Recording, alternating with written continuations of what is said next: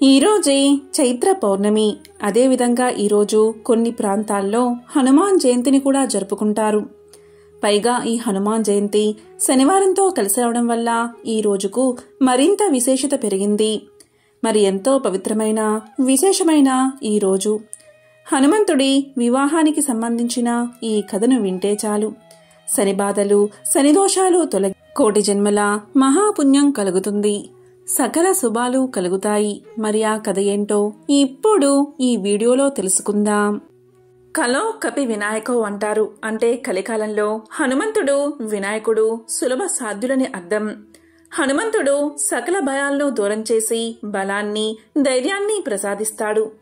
శ్రీరామనామం ఎక్కడైతే వినిపిస్తుందో ఆ చోట హనుమంతుడు బాష్పలోచనుడై ముకులిత హస్తాలతో ఉంటాడట. చైత్రమాసంలో పౌర్ణమి నాడు కొన్ని ప్రాంతాల్లో హనుమత్ జయంతిని నిర్వహిస్తారు. హైందవులకు పరమ పూజనీయుడు హనుమంతుడు కలియుగం ఉన్నంత వరకు చిరంజీవిగా నిలుస్తూ భక్తుల కష్టాలను తీరుస్తూ ఉంటాడని నమ్మకం. అదేవిధంగా హనుమ బ్రహ్మచారి అని అందరికీ తెలుసు. ఆయన అసలు పెళ్లి చేసుకోలేదని జీవితాంతం బ్రహ్మచారిగానే ఉన్నాడని కొందరు భావిస్తారు. కానీ నిజానికి హనుమకు పెళ్లి జరిగింది. ఆయన భార్య పేరు సువర్చల. ఒకప్పుడు సూర్యదేవుడు విశ్వకర్మ కుమార్తె అయిన సంధ్యాదేవిని పెళ్లి చేసుకుంటాడు. అయితే సంధ్యాదేవికి సూర్యుడి తాపం తట్టుకునే శక్తి ఉండదు. దీంతో సంధ్యాదేవి కిన్నురాలై తన తల్లికి తన కష్టాన్ని చెప్పుకుంటుంది. కూతురి సమస్యను అర్థం చేసుకున్న తల్లి తన భర్తైన విశ్వకర్మకు సంగతిని విశదీకరిస్తుంది. దీంతో విశ్వకర్మ సూర్యుడి ప్రకాశాన్ని కొంత తీసివేస్తాడు. సూర్యుడి నుంచి బయటపడ్డ ఆ ప్రకాశం సుందరమైన కన్యగా మారుతుంది. ఆమె రూపలావణ్యాలు చూసి దేవతలే భ్రాంతి చెందుతారు. సంగతేమిటో తెలుసుకోవాలని ఇంద్రుడు బ్రహ్మదేవుని వద్దకు వెళ్లి ఆ కన్య ఎవరు అని అడుగుతాడు. ఇంద్రుడి ఉద్దేశం కనిపెట్టిన బ్రహ్మ ఆమెకు శివాంశ సంభూతుడైన హనుమంతుడు తప్ప వేరే ఒకరు భర్త కారు అని చెప్తాడు. బాల హనుమంతుడు తల్లి అంజనాదేవి దగ్గర అల్లారు ముద్దుగా పెరిగి ఆమె అనుజ్ఞ మేరకు సూర్యుడి దగ్గర విద్యాభ్యాసం చేస్తాడు. హనుమంతుడు సూర్య భగవానుణ్ణి గురువుగా చేసుకుని ఆయన వద్ద అనేక విద్యలను అభ్యసిస్తాడు. అయితే నవ వ్యాకరణాలు అనే విద్యను మాత్రం నేర్చుకోలేకపోతాడు. ఎందుకంటే ఆ విద్య నేర్చుకోవాలి అంటే ఖచ్చితంగా వివాహం అయి ఉండాల్సిందే. దీంతో హనుమంతుడు ఏం చెయ్యాలో తెలియక అలా ఉండిపోతాడు. ఇది గమనించిన సూర్యుడు తన కుమార్తె అయిన సువర్చలను పెళ్లి చేసుకోమని హనుమంతుణ్ణి కోరతాడు. అయితే బ్రహ్మచారిగా ఉండాలి అనుకున్న తన కోరికకు అది ఆటంకం కలిగిస్తుందని పెళ్లి చేసుకోను అంటాడు హనుమ. కానీ సూర్యుడు గురుదక్షిణగా అయినా సరే సువర్చలను పెళ్లి చేసుకోమంటాడు. అందుకు కూడా హనుమాన్ అంగీకరించడు. ఇక చివరిగా సూర్యుడు నువ్వు పెళ్లి చేసుకున్నప్పటికీ బ్రహ్మచారిగానే కీర్తింపబడతావు అని, ఈ పెళ్లి లోక కళ్యాణం కోసమే కాని నువ్వు గృహస్థుడిగా ఉండిపోవడానికి కాదని, పెళ్లి చేసుకుంటే నవ వ్యాకరణ విద్యను అభ్యసించవచ్చని లోక కళ్యాణం జరుగుతుంది అంటాడు సూర్యుడు. దీంతో హనుమ పెళ్లికి ఒప్పుకుంటాడు. పెళ్లి కాగానే సువర్చల మారు మాట్లాడకుండా తపస్సుకు వెళ్లిపోతుంది. ఆ తర్వాత సువర్చలాదేవి కనిపించదు. కేవలం తన జన్మ దేనికో ఆమె అర్థం చేసుకుని వివాహం జరిగిన మరుక్షణమే తపస్సులోకి వెళ్లడం మామూలు విషయం కాదు. అందుకే ఆమెను మహాసాధ్వి అంటారు. ఈ విధంగా సువర్చలాదేవిని వివాహం చేసుకుని సకల శాస్త్ర పారంగతుడు అవుతాడు హనుమంతుడు. అలా హనుమ పెళ్లి చేసుకుని ఆ విద్యను అభ్యసించి సకల శాస్త్ర పారంగతుడు అవుతాడు. ఇది హనుమంతుడి పెళ్లి వెనుక ఉన్న అసలు కథ. దీని గురించి మహర్షి పరాశరుడు రాసిన పరాశర సంహితలో ఉంది. హనుమంతుడు ఆయన భార్య అయిన సువర్చలాదేవితో విగ్రహ రూపంలో కొలువై ఉన్న ఆలయాలు అనేకం ఉన్నాయి. ఇక హనుమంతుడి వివాహానికి సంబంధించిన మరొక కథను ఇప్పుడు తెలుసుకుందాం. రావణాసుడి చెరలో సీతమ్మ ఉన్నదని, సృష్టమైన తర్వాత లంకకు చేరుకునేందుకు సముద్రం మీద వారధిని నిర్మించమని రాముల వారు ఆజ్ఞాపిస్తారు. రాముల వారి ఆజ్ఞ మేరకు వానరులంతా సముద్రం మీద రాళ్లను వేస్తూ ఉంటారు, అంటే వారధిని నిర్మిస్తూ ఉంటారు. కానీ అదేం విచిత్రమో, రాత్రి వేసిన రాళ్లు పొద్దుటికల్లా కనిపించకుండా పోతూ ఉంటాయి. దీంతో ఈ విషయాన్ని హనుమంతుడికి విన్నవిస్తారు వానరులంతా. రాళ్లు మాయమవడం వెనుక ఉన్న రహస్యాన్ని కనుగొనేందుకు హనుమంతుల వారు బయలుదేరతారు. సముద్రంలో ఈదుతూ 4 దిశగా పరిశీలిస్తున్న హనుమంతుడికి ఒక మత్స్యకన్యల గుంపు కనిపిస్తుంది. వారందరి చేత రాళ్లను తీయించి వేస్తున్న ఒక నాయకురాలు కనబడుతుంది. బంగారు వర్ణంలో మెరిసిపోతున్న ఆ మత్స్యకన్యను వెంబడించేందుకు వాయుపుత్రుడు చేసిన ప్రయత్నాలన్నీ కూడా వృధా అయిపోతాయి. కానీ నిదానంగా ఆ మత్స్యకన్య హనుమంతుడిని చూసి మోహిస్తుంది. తానే హనుమంతుడి దగ్గరకు చేరుకుంటుంది. తన దగ్గరకు వచ్చిన మత్స్యకన్యను చూసిన హనుమంతుడు ఆమె రాళ్లను మోయించడం వెనుక ఉన్న కారణాన్ని అడుగుతాడు. అప్పుడు ఆమె ఇలా చెప్తుంది. తాను రావణాసుడి కుమార్తెనని, రావణాసుడి ఆజ్ఞ మేరకు ఇలా వారధిని నిర్మించే ప్రయత్నాన్ని అడ్డుకొస్తున్నానని తెలియచేస్తుంది. అసలు రావణాసుడి మీద ఎందుకు యుద్ధం చెయ్యాలి అనుకుంటున్నామో హనుమంతుడు వివరించేసరికి ఆమె మనస్సు మారిపోతుంది. సీతమ్మ తల్లిని రక్షించేందుకు జరుగుతున్న ప్రయత్నాలను ఇక మీదట అడ్డుకోనని చెప్తుంది ఆమె.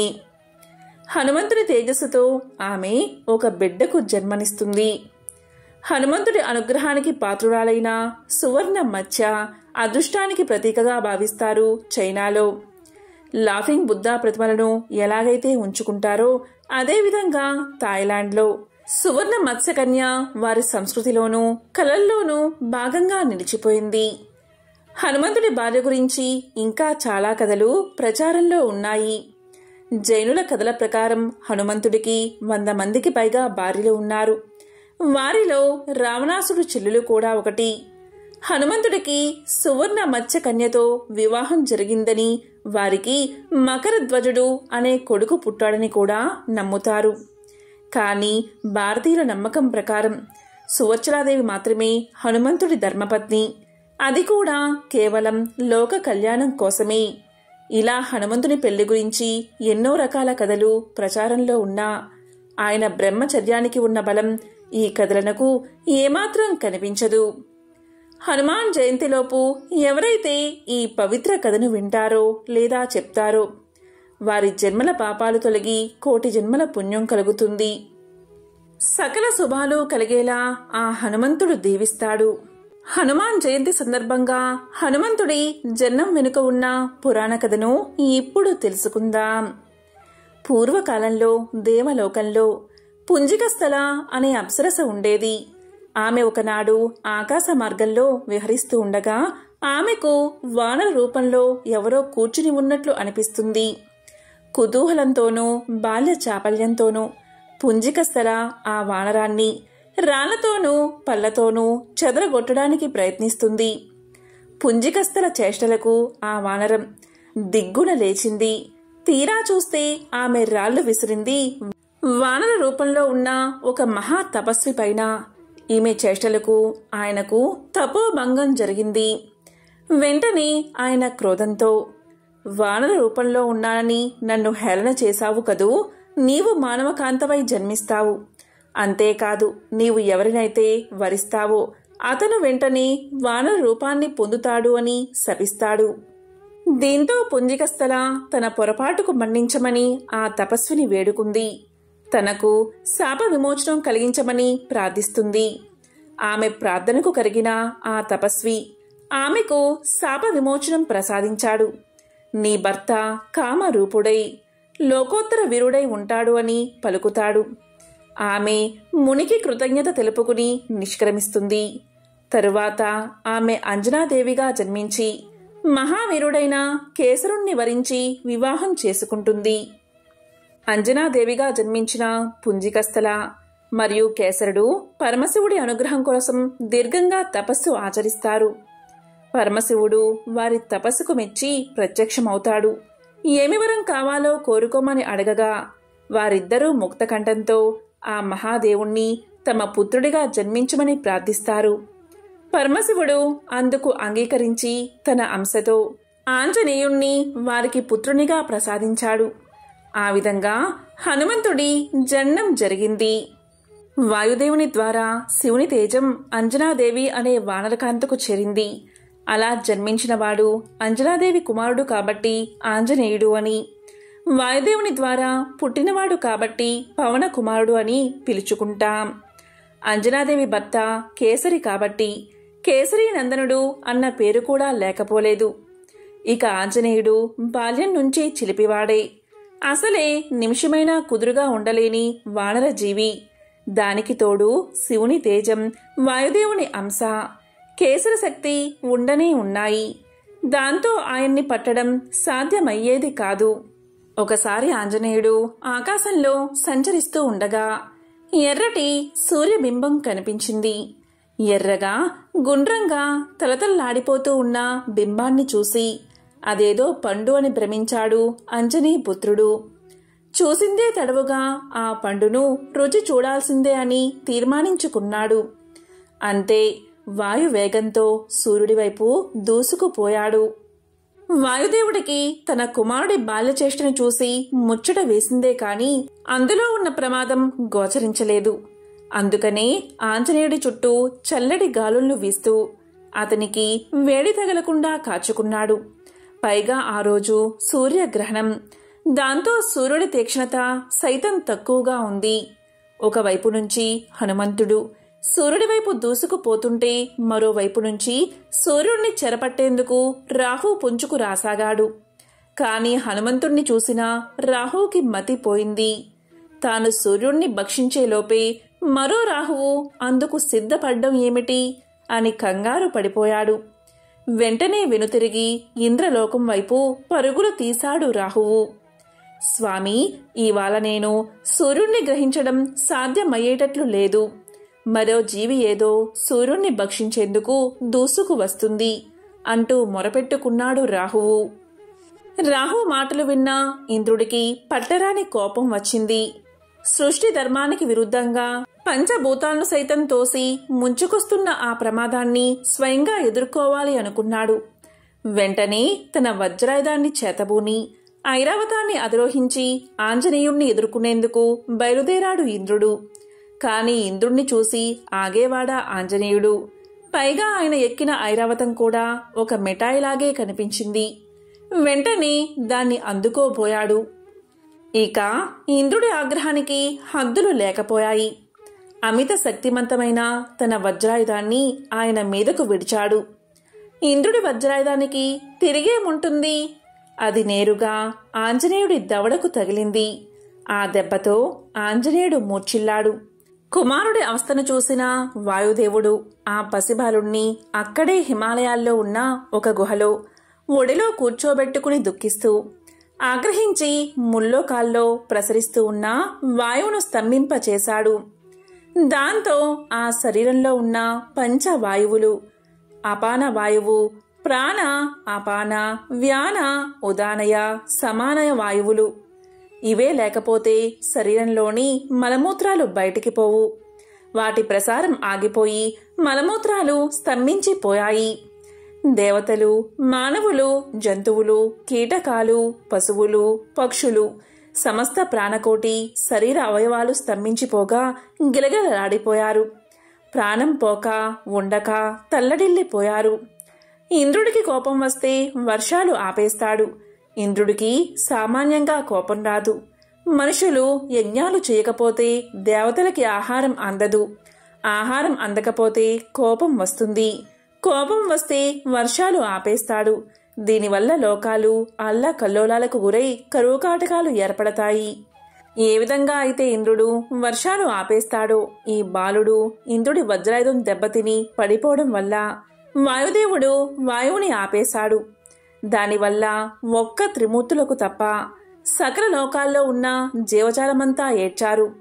చివరికి బ్రహ్మ దగ్గరకు వెళ్ళి, బ్రహ్మదేవా, అల్లాడిపోతున్నాం. చావు కాదు బతుకు కాదు, మధ్యలో ఉన్నాం. ఈ బాధ ఇంతకు ముందు అనుభవించలేదు. మలమూత్రాలు ఉధృతంగా ఉన్నాయి. కిందకి దిగడం లేదు. దాంతో పడే బాధ ఇంతని వర్ణించలేం. మునుపెన్నడూ ఇలాంటి బాధ అనుభవించలేదు. ఋషులతో పాటు దేవతలందరూ రక్షించండి అని మొరపెట్టుకోగా బ్రహ్మదేవుడు ఇలా పలికాడు, ఇదంతా ఇంద్రుడు చేసిన పని. ఈ లోకానికి ఈశ్వరుడు అధినాయకుడిగా వాయువుని నియోగించాడు. ఆహారం లేకపోయినా, నీరు లేకపోయినా ఎంతో కొంతకాలం బతకవచ్చు. కానీ వాయువు లేకపోతే బతకలేం. అందుకని పంచ ప్రాణాలు అనే పేరుతో శరీరంలో ఉండి ప్రాణాలకు సుఖాన్ని ఇచ్చేవాడు వాయువు. అందువల్ల వాయువు సుఖం. ఈ జగత్తంతా వాయువే. ఒక్కసారి వాయువు స్తంభించాడు అంటే లోకంలో ఎవ్వరూ సుఖంగా ఉండలేరు. వాయువు ఎక్కువైనా ప్రమాదమే, తక్కువైనా ప్రమాదమే. ఉష్ణవాయువు ప్రసరించినా ప్రమాదమే, శీతలవాయువు ప్రసరించినా ప్రమాదమే. మందవాయువు ఉన్నంతవరకే మానవుల, ఇతర జీవుల ప్రాణాలకు సుఖాన్ని ఇస్తాడు. అటువంటి వాయువుణ్ణి శివస్వరూపంగా భావించి అభిషేకించి పూజిస్తారు. అటువంటి వాయువుకి దుఃఖం కలిగించాడు ఇంద్రుడు అని ఇంద్రుడు చేసిన పనిని తెలియచేసి, ఇప్పుడు వాయువు ఆ బాలుణ్ణి ఒడిలో పెట్టుకుని హిమాలయాల్లోని మేరు పర్వత గుహలో ఉన్నాడు. ఆ వాయువుని సమాధానపరచకపోతే అలాగే అల్లాడిపోతాం. నాతో పాటు మీరందరూ రండి. ఇంద్ర, ముందు ఉండు. ఎందుకంటే దీనంతటికీ మూలకారణం నువ్వే. పదండి, వాయువుకి మనందరం కలిసి ఆనందం కలిగిద్దాం అని అందరినీ వెంటబెట్టుకుని హిమాలయ మధ్యలో ఉన్న మేరు పర్వత గుహ దగ్గరికి చేరాడు బ్రహ్మ.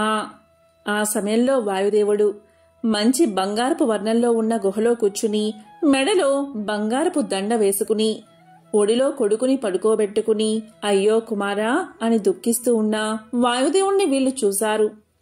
అంతలో బ్రహ్మ గుహలోనికి వెళ్ళగా వాయుదేవుడు చూసి సంభ్రమంతో బిడ్డను ఎత్తుకుని నమస్కారం చేసి, ప్రభు, స్వయంభూ, చతుర్ముఖ, చూడు నా బిడ్డ పరిస్థితి అనగానే పక్కనే దేవతలు, యక్షులు, గంధర్వులు ఆ బిడ్డని, వాయువుని దీవించారు. అప్పుడు బ్రహ్మ, నాయనా, నీ కుమారుడు మూర్ఛపోయాడని లోకాలన్నిటినీ మూర్ఛపోయేలా చేస్తున్నావు. అవునా నాయనా అనే వాయువు చేతిలో మూర్ఛితుడై ఉన్న బిడ్డను ప్రేమగా నిమిరాడు బ్రహ్మ. ఇక ఆంజనేయుడు ఆ ఉపద్రవం నుంచి తేరుకోగానే అతనికి ఆశీర్వాద సూచకంగా దేవతలంతా తలా ఒక వరాన్ని అందించారు. ఇకపై తన వల్ల మృత్యువు సంభవించదని యముడు ఆశీర్వదించాడు కాబట్టి ఆంజనేయుడు చిరంజీవిగా మారాడు. ఇంద్రుడు ఇకపై తన వజ్రాయుధం హనుమంతుణ్ణి గాయపరచదు అన్న అభయాన్ని అందించాడు. అలాగే బ్రహ్మ కూడా తన బ్రహ్మాస్త్రం ఆంజనేయుణ్ణి ఏమీ చేయలేదని వరాన్ని అందించాడు. అలా ఆంజనేయుడి సూర్యగ్రహణ ఘట్టం సుఖాంతమైనది. హనుమంతుడు అన్న పేరు మాత్రం శాశ్వతంగా నిలిచిపోయింది. ఈరోజే చైత్ర పౌర్ణమి. ఈ చైత్ర పౌర్ణమికి చిత్ర పూర్ణిమ అనే పేరు ఎందుకు వచ్చిందో, ఈరోజు చిత్రగుప్తుణ్ణి పూజించకపోతే ఏం జరుగుతుందో తెలిపే పురాణ కథను ఇప్పుడు విందాం. ఈ కథను విన్నంతనే జన్మల పాపాలు తొలగి కోటి జన్మల పుణ్యం వస్తుంది. చైత్ర పౌర్ణమి రోజు చిత్రగుప్తుణ్ణి ఆరాధిస్తే వివాహం కాని వారికి వివాహం త్వరగా జరుగుతుంది. అంతేకాదు, అపమృత్యు దోషాలు తొలగిపోతాయి. జన్మించిన వారు మరణించక తప్పదు, మరణించిన వారు తిరిగి జన్మించక తప్పదు అని భగవద్గీతలో సాక్షాత్తు శ్రీకృష్ణ పరమాత్ముడే తెలియజేశాడు. అంటే ఈ సృష్టిలో జన్మించిన ప్రతి ప్రాణి ఏదో ఒక రోజు చనిపోక తప్పదు. ఒకవేళ అలా జరగలేదంటే ఈ సృష్టిలో ప్రతి సృష్టి అనేది ఆగిపోతుంది. ఇక మన మనుషుల విషయానికి వస్తే పుట్టిన ప్రతి మనిషి ఏదో ఒకరోజు ఖచ్చితంగా చనిపోతాడు. కాకపోతే కొద్దిగా వెనుక ముందు అవ్వచ్చు కాని మరణం మాత్రం తప్పదు. హిందూ ధర్మ శాస్త్రం ప్రకారం, పురాణాల ప్రకారం మనిషి యొక్క ఆయువు తీరిన తర్వాత యమధర్మరాజు వచ్చి వారి ఆత్మలను తీసుకువెళ్తాడని నమ్మకం. చిత్రగుప్తుడు పాపాలను లెక్కిస్తాడు. చిత్రగుప్తుడు హిందూ పురాణాల ప్రకారం మనుషుల పాప పుణ్యాల చిట్టా రాసేవాడు. యమధర్మరాజు యొక్క ఆస్థానంలో ఉంటాడు. మనుషులు చనిపోయిన తర్వాత వారికి స్వర్గము, నరకము ఆయనే తెలియచేస్తాడు. ఈయన బ్రహ్మపుత్రుడు కాబట్టి హిందూ పురాణాల్లో ఈయనకు ప్రత్యేకమైన స్థానముంది. బ్రహ్మ శరీరంలో నేరుగా పుట్టిన బిడ్డ చిత్రగుప్తుడు. గరుడ పురాణంలో లిఖితపూర్వకంగా ఆయన ప్రస్తావన ఉంది. పుట్టిన ప్రతి ప్రాణి గిట్టక మానదు. ఈ భూప్రపంచంలో పుట్టిన ప్రతి జీవికి మరణం తప్పదు. ఎందుకంటే విధి విధానమది. దాని నుంచి ఎవరూ తప్పించుకోలేరు. మృత్యువుడిలో ఎప్పుడైనా సేద తీరాల్సిందే. మరణించిన తర్వాత ఏమవుతుంది? ఇది ఎప్పటికీ రహస్యమే. ఈ రహస్యాన్ని కూడా ఛేదించడం ఇంతవరకు సాధ్యం కాలేదు. జీవుల పాపపుణ్యాలకు సంబంధించిన వివరాలు సేకరించడానికి బ్రహ్మకు ప్రత్యేకమైనది ఏదీ లేదు. ఇందుకు పరిష్కారం వెతికే క్రమంలో బ్రహ్మ 11,000 సంవత్సరాలు ధ్యాన ముద్రలోకి వెళ్ళాడు. ధ్యాన ముద్రలో ఉన్న బ్రహ్మ కళ్ళు తెరిచి చూసేసరికి ఆజానుబాహుడు కనిపించాడు. చేతిలో పుస్తకం, పెన్ను, నడుం భాగంలో కత్తి కనిపించాయి. అప్పుడు బ్రహ్మ, పురుషా, నీవు ఎవరివి, ఎక్కడ్నుంచి వచ్చావు అని అడగగా అప్పుడు ఆ పురుషుడు, మీ శరీరంలో రహస్యంగా నివాసమున్నాను. ఇప్పుడు నాకు నామకరణం చెయ్యండి, నా కార్యకలాపాలు ఏమిటో చెప్పండి అని అడిగాడు. అప్పుడు బ్రహ్మ ఈ విధంగా పలికాడు, నీవు నా శరీరంలో రహస్యంగా తలదాచుకున్నావు కాబట్టి నీ పేరు చిత్రగుప్త అనే పేరుతో వెలుగు పొందుతావు. అంతేకాదు, జీవుల శరీరాల్లో తలదాచుకుని వారి మంచి చెడుల గురించి తెలుసుకుని పాపాత్ములకు శిక్షలు పడే విధంగా కృషి చెయ్యి అని ఆశీర్వదిస్తాడు బ్రహ్మ. చిత్రగుప్తుడికి 2 భార్యలు. మొదటి భార్య సూర్య దక్షిణ నందిని. ఈమె బ్రాహ్మణ స్త్రీ. 4 కొడుకులు. వారి పేర్లు బాను, విబాను, విశ్వబాను, వీర్యబాను. 4 కూతుళ్ళు. వారి పేర్లు పక్షిని, మాలతి, రంభ, నర్మద. రెండో భార్య పేరు పార్వతీ శోభావతి. ఈమె క్షత్రియ స్త్రీ. 8 మంది కొడుకులు. చారు, సుచారు, చిత్రాఖ్య, మతిమాన్, హిమవన్, చిత్రచారు, అరుణ, జితేంద్రియులు. కూతుళ్ళు 8 మంది. చిత్రగుప్తుడికి సంబంధించిన ఒక విశేషమైన కథను ఇప్పుడు విందాం. పూర్వము ఒకానొక రాజ్యంలో రాజు భార్య, మంత్రి భార్య ఎంతో అన్యోన్యంగా ఉండేవారు. 2 కలిసి నోములు నోచుకుంటూ ఉండేవారు. రాజు భార్య మాత్రం చిత్రగుప్తుడి నోము మరిచిపోయింది. మంత్రి భార్య మాత్రం మరొక నోము నోచుకున్నది. కాలక్రమంలో వారిద్దరూ చనిపోయారు. చిత్రగుప్తుడు మంత్రి భార్యకు స్వర్గాన్ని, రాజు భార్యకు నరకాన్ని కలగజేశాడు. రాజు భార్య చిత్రగుప్తుణ్ణి తనకు నరకం కలిగించడానికి కారణం ఏమిటి అని అడుగుతుంది. నేను కూడా మంత్రి భార్య వలె అనేక నోములు నోచాను.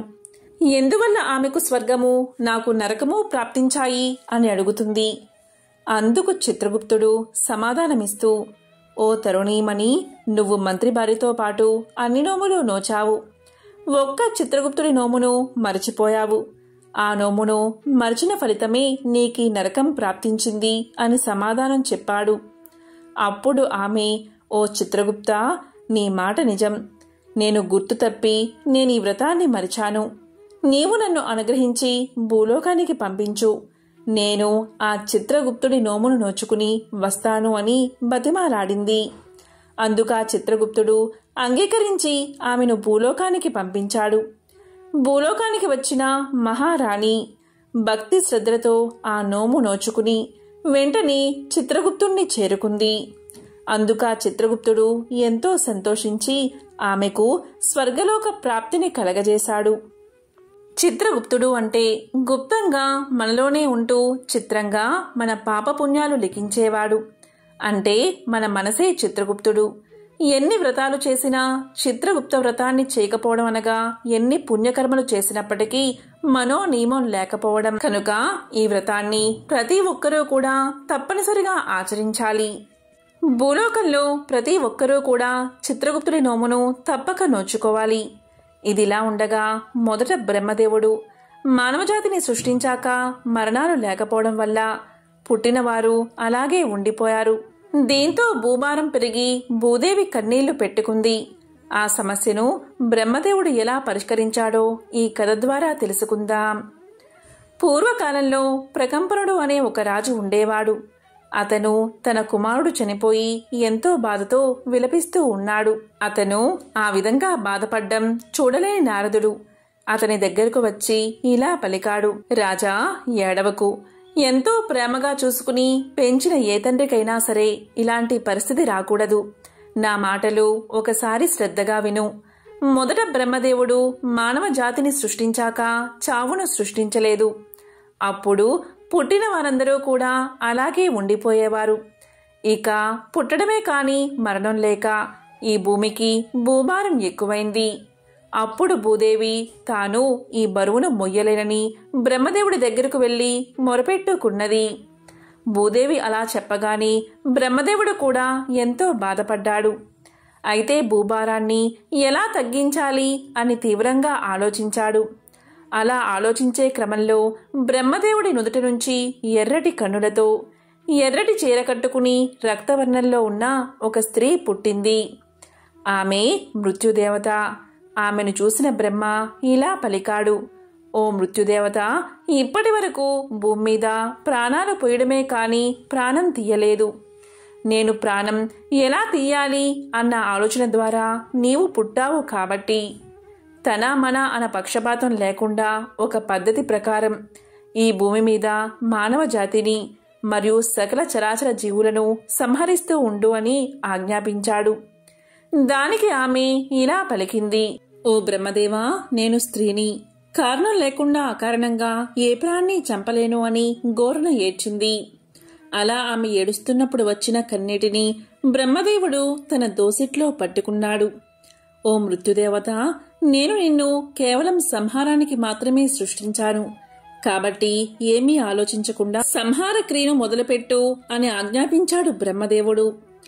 బ్రహ్మ అలా చెప్పినా కూడా మృత్యుదేవత అక్కడి నుంచి కదల్లేదు.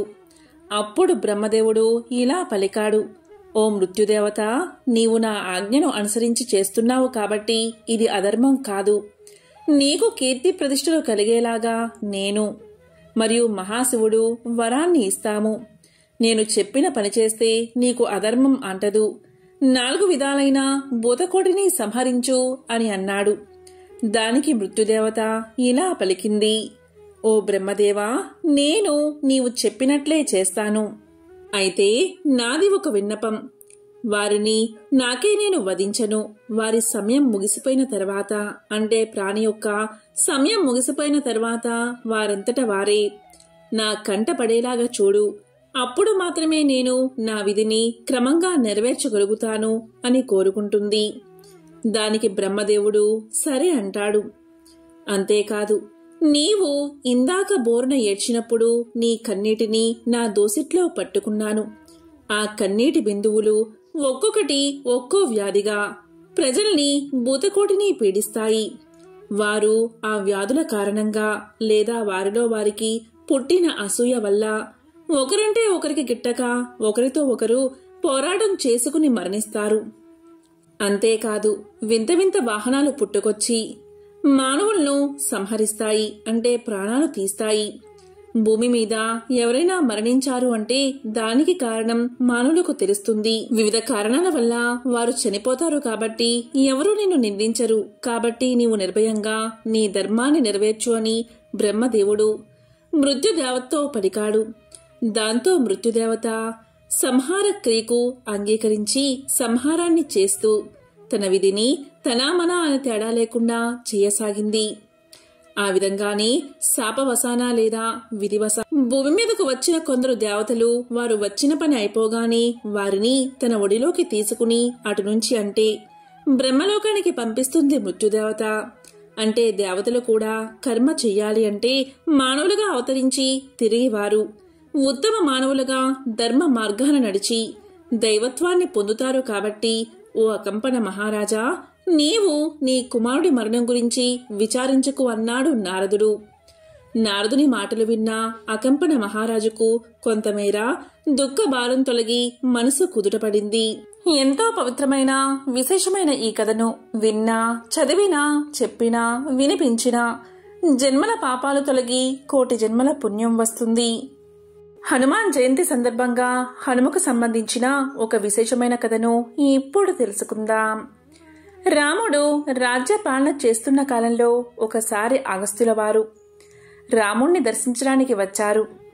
అప్పుడు అగస్త్యుల వారిని తగిన విధంగా సత్కరించి స్వాగతించి ఉచిత ఆసనంపై కూర్చోబెట్టి అగస్త్య మహర్షితో శ్రీరాముడు ఇలా పలికాడు. మహర్షి, శివుడు, హనుమంతుడు వీళ్ళిద్దరిలో ఎవరు అధికులు? వారిద్దరి సాహసాలను మనం ఎలా తెలుసుకోవాలి అని ప్రశ్నించారు. అప్పుడు అగస్త్యుల వారు, హనుమంతుడు వాయువర ప్రసాది, అంతటా సంచరించి నేర్పున్నవాడు అని అనడంలో ఎటువంటి సందేహమూ లేదు. నీకు అనుమానం వస్తే పరీక్షించు అన్నాడు. వెంటనే శ్రీరాముడు మారుతిని ఆప్యాయంగా పిలిచి, హనుమా, ఇప్పుడే నువ్వు లంకకు వెళ్ళి విభీషుడి దగ్గర ఉన్న భౌతిక లింగాన్ని తీసుకుని రావాలి అని ఆజ్ఞాపించాడు. రాముడి ఆజ్ఞకు హనుమంతుడు రాముడికి నమస్కారం చేసి తండ్రైన వాయుదేవుడికి వందనం చేసి రివ్వుల గాలిలోకి ఎగిరి దక్షిణ సముద్రాన్ని అవలీలగా దాటి లంకలోకి ప్రవేశించాడు. అక్కడ ఉన్న రాక్షస వీరులంతా హఠాత్తుగా హనుమ రావడం చూసి ఆశ్చర్యపోయారు. సరాసరి మహారాజు అయిన విభీషుణ్ణి కొలువు చేరాడు హనుమ.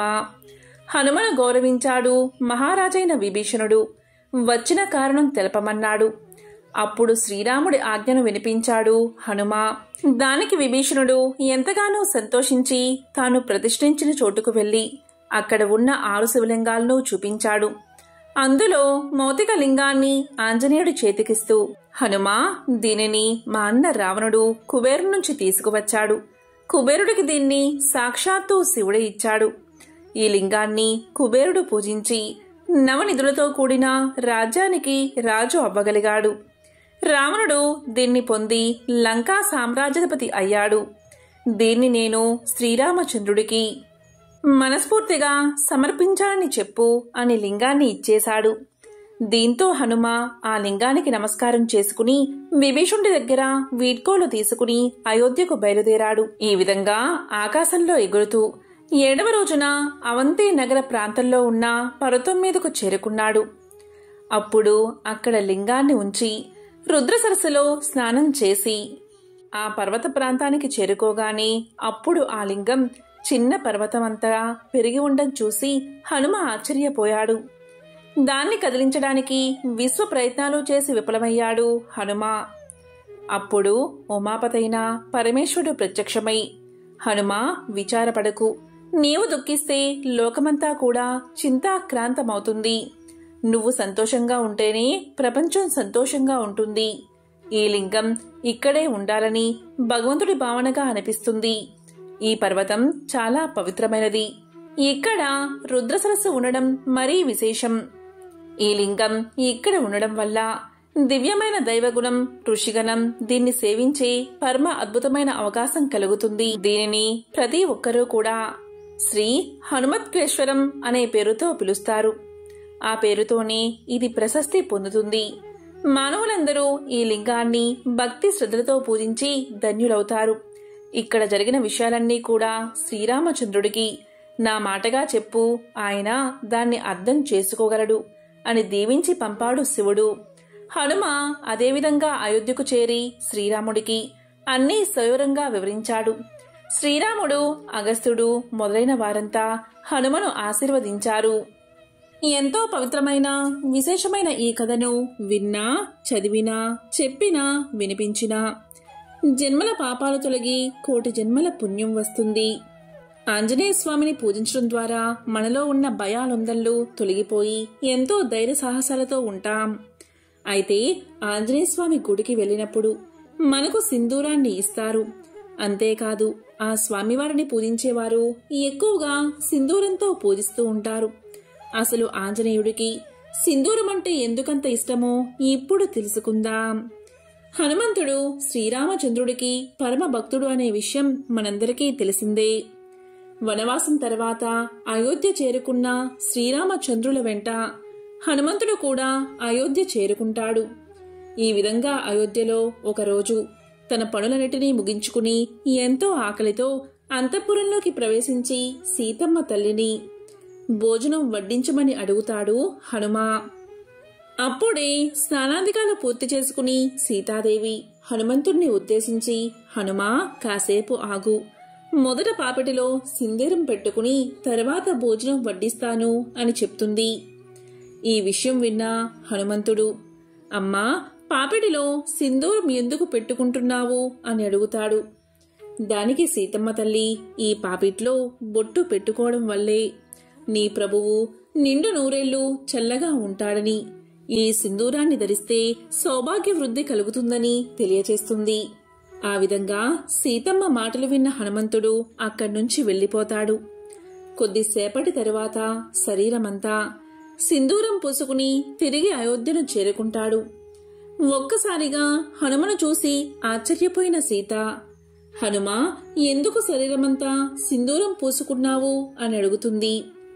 దానికి హనుమ, అమ్మా, ఇలా సింధూరం ధరిస్తే శ్రీరామచంద్రుడికి కళ్యాణప్రదమై ఉంటుందని నీవే అన్నావు కదా అని చెప్పడంతో హనుమంతుడికి శ్రీరాముడిపై ఉన్న భక్తి భావానికి సంతోషించి మంచి హృదయంతో హనుమంతుణ్ణి ఆశీర్వదిస్తుంది సీతమ్మ తల్లి. ఈ విషయం తెలుసుకున్న శ్రీరామచంద్రుడు, భక్తికి నువ్వు ఒక ఉదాహరణగా చెప్పబడతావని, ఇక నుంచి ఎవరైతే నిన్ను సింధూరంతో పూజిస్తారో వారిని కష్టాల నుంచి నేను కాపాడతానని సాక్షాత్తు శ్రీరామచంద్రుడే తెలియచేశాడు. అప్పట్నుంచి ఆంజనేయ స్వామికి సింధూరం అంటే ఎంతో ప్రీతికరమైనదని భావించి పూజలు చేస్తారు. ఎంతో పవిత్రమైన విశేషమైన ఈ కథను విన్నా, చదివినా, చెప్పినా, వినిపించినా జన్మల పాపాలు తొలగి కోటి జన్మల పుణ్యం వస్తుంది. హనుమకు సంబంధించిన మరొక విశేషమైన కథను ఇప్పుడు తెలుసుకుందాం. మన పురాణాలు మనిషి జీవిత గమనానికి మార్గదర్శకాలు. రామాయణం మానవుడు ఏ విధంగా జీవించాలో తెలిపితే, మహాభారతం మనిషిలోని మంచి చెడుల విచక్షణ నేర్పుతుంది. ఈరోజు రావణ సంహారం తర్వాత అశోకవనంలోని సీత వద్దకు వెళ్లిన హనుమంతుడికి సీతాదేవి అపకారికి కూడా ఉపకారం చేయడమే ధర్మం అని చెప్పిన చక్కటి నీతి కథను ఇప్పుడు విందాం. రావణ సంహారం తర్వాత ఆ కబురు సీతమ్మ తల్లికి చెప్పేందుకు హనుమంతుడు అశోకవనానికి చేరతాడు. అమ్మా, ఇకపై ఈ లంకా రాజ్యాన్ని ఏలేది విభీషణుడే. రావణ సంహారం జరిగింది. మీరు ఇక్కడ్నుంచి బయలుదేరే ముందు ఒక్క ఆజ్ఞ ఇవ్వండి తల్లి, మిమ్మల్ని ఇంతకాలం ఈ చెరలో చిత్రహింసలు పెట్టిన వీరందరినీ సంహరిస్తాను అంటాడు. అప్పుడు ఆ మహాతల్లి ఇలా పలుకుతుంది, హనుమా, నీకు ఒక కథ చెబుతాను విను. ఒకానొక కాలంలో ఒక బాటసారి అడవిగుండా వెళ్తున్నాడు. ఇంతలో ఆకలిగొన్న ఒక పులి తన పైకి రాబోగా తన ప్రాణాలు అరచేత పట్టుకుని పరుగులు తీశాడు. పులి కూడా అతన్ని వెంబడించింది. ఇంతలో ఒక చెట్టుపైకి ఎక్కి ఆ చెట్టు కొమ్మను ఆశ్రయిస్తాడు ఆ బాటసారి. అయితే బాటసారి ఎక్కిన చెట్టు కొమ్మలో ఒక ఎలుగుబంటి కూడా ఉంది. అది చూసిన పులి, ఇదిగో మిత్రమా, ఆ మనిషిని కిందకి తోసై తినేసి వెళ్లిపోతాను అని పలికింది. వెంటనే ఎలుగుబంటి, ఇతడు నేను ఉన్న చెట్టును ఆశ్రయించాడు అంటే నన్ను ఆశ్రయించినట్లే, కనుక నేను అతన్ని రక్షిస్తాను కాని కీడు చేయను అనడంతో పులి ఎంతో బాధపడుతుంది. ఆ మనిషి ఎప్పుడో ఒకప్పుడు దిగకపోతాడా అని ఎదురుచూస్తూ ఉంటుంది. ఈ విధంగా రాత్రి సమయం అవుతుంది. ఎలుగు గాఢ నిద్రలోకి చేరుకుంటుంది. కాని మనిషికి ప్రాణభయం ఒకటి ఉంది కాబట్టి చూసి చూడనట్లు కిందనున్న పులివైపు చూస్తూ ఉంటాడు. పులి మెల్లగా ఇలా అంటుంది, ఇదిగో ఓ మనిషి, నీకో గొప్ప అవకాశం. పైన నిద్రలో ఉన్న ఆ ఎలుగును తోసేయి, నేను నా ఆకలి తీర్చుకుని ఇక్కడ్నుంచి వెళ్లిపోతాను అంటుంది. అంతే మనిషి మారో ఆలోచన చేయకుండా ఎలుగును తోసేస్తాడు. వెంటనే కోలుకుని ఎలుగు వేరొక కొమ్మను ఆనుకుని కింద పడకుండా ఆపుకుంటుంది. అప్పుడు పులి ఎలుగుతో ఇలా పలుకుతుంది, చూసావా ఈ మనిషి బుద్ధి, ఇప్పటికైనా వాణ్ణి తోసేయి, నేను తిని వెళ్లిపోతాను అంటుంది. అప్పుడు ఎలుగు ఇలా పలుకుతుంది, చూడు మిత్రమా, ఇతడు నన్ను ఆశ్రయించాడు, ఇతన్ని రక్షించడం అపకారికి కూడా ఉపకారం చేయడమే ధర్మమంటూ అనడంతో ఇక లాభం లేదని పులి అక్కడ్నుంచి వెళ్లిపోతుంది. కనుక హనుమా, మనకు వీరు అపకారం తలపెట్టారు కదా అని ఇప్పుడు బలహీనులైన ఈ జాతికి హాని చేయడం అనవసరం, అధర్మం కూడాను అనడంతో అమ్మ మాటలకు ముగ్ధుడైన హనుమ మోకరిల్లి నమస్కారం చేస్తాడు. శత్రువుల్లో కూడా శత్రుత్వాన్ని ఎంతవరకో అంతవరకే చూడాలి కాని ధర్మాన్ని వీడకూడనది సీతమ్మ మాట. సకల లోకాలలో ఆదర్శ గుణాలు రాశిగా పోస్తే మనకు కనిపించేవాడు శ్రీరాముడు. రాముడు గొప్పవాడా, రామనామం గొప్పదా అంటే రాముని కంటే రామనామమే గొప్పదని చెప్పే కథలు అనేకమున్నాయి. రామనామం గొప్పతనం గురించి ముందు మనం తెలుసుకుందాం. లంకానగరంపై దండెత్తేందుకు రాళ్లతో సముద్రంపై వానరసేన వారధిని నిర్మిస్తూ ఉంది. రాయిపై రామ అని రాసి ఆ రాయిని నీటిలో వేస్తే అది తేలిపోతూ ఉంది. ఇదంతా చూస్తూ ఉన్న రాముడిలో నా పేరు రాసిన రాయి తేలుతూ ఉంది కదా, నేనే రాయి వేస్తే అనే ఆలోచన కలిగింది. అంతే శ్రీరాముడు ఒక రాయిని తీసి సముద్రంలోకి వేశాడు. ఆ రాయి సముద్రంలో మునిగిపోయింది. దీన్ని చూసి ఆశ్చర్యానికి లోనైన రాముడు పక్కనే ఉన్న హనుమంతుడికి ఈ విషయాన్ని వివరించి ఎందుకిలా జరిగిందని ప్రశ్నించాడు. అందుకు హనుమ, రామ అనే నామం రాసి ఉన్నా రాళ్లే పైకి తేలతాయి. మీరు వేసిన రాయిపైన రామనామం రాయలేదు కదా, అందుకే మునిగిపోయింది అని సమాధానం చెప్పాడు. అంటే రాముడి కంటే కూడా రామనామమే మహాశక్తివంతమైనదన్నమాట. రావణాసుర సంహారానంతరం అయోధ్య నగరం చేరుకుని శ్రీరాముడు పట్టాభిషేకం చేసుకుని రాజ్యపాలన చేపట్టాక అయోధ్య నగరంలో రామసభ కొలువుతీరి ఉన్న సమయంలో ఒకరోజు విశ్వామిత్ర మహర్షి సభకు విచ్చేశాడు.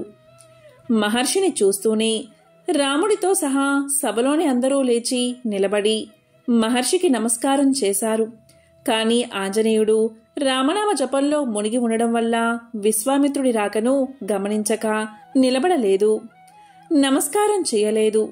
దీన్ని ధిక్కారంగా భావించిన విశ్వామిత్రుడు కోపంతో, రామా, నీ సేవకుడు నన్ను అవమానించాడు, నీవు అతన్ని శిక్షించు అని ఆదేశించాడు.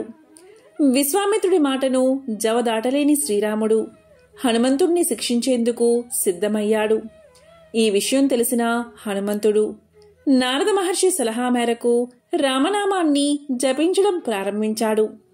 ఈ విషయంలోనే విశ్వామిత్రుడి ఆజ్ఞ మేరకు శ్రీరాముడు హనుమంతుడిపై బాణాల వర్షం కురిపించసాగాడు. రామనామ జపంలో నిమగ్నమైన ఆంజనేయుణ్ణి రామబాణాలు ఏమీ చేయలేకపోయాయి. అలసిపోయిన శ్రీరాముడికి పట్టుదల అధికం కాగా చివరకు బ్రహ్మాస్త్రాన్ని ప్రయోగించేందుకు సిద్ధమయ్యాడు.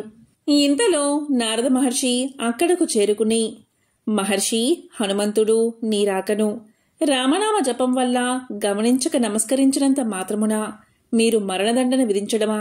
రామనామ జపం హనుమంతుణ్ణి రామబాణాల నుంచి రక్షిస్తూ ఉంది.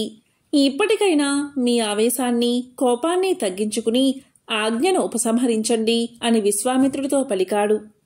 ఈ మాటలు విని విశ్వామిత్రుడు బ్రహ్మాస్త్ర ప్రయోగాన్ని నిలుపుదల చేయించి హనుమంతుడి రామభక్తిని మెచ్చుకున్నాడు. దీన్ని బట్టి రామబాణం కంటే కూడా రామనామం గొప్పదని సృష్టమవుతూ ఉంది. యుగ యుగాలను, సర్వలోకాలను తరింపచేసిన మహిమాన్వితమైన నామం రామనామం. ఎంతో పవిత్రమైన, విశేషమైన ఈ కథలను హనుమాన్ జయంతిలోగా విన్నా, చదివినా, చెప్పినా, వినిపించినా జన్మల పాపాలు తొలగి కోటి జన్మల పుణ్యం వస్తుంది. సకల శుభాలు కలుగుతాయి. జై హనుమాన్, జై శ్రీరామ్.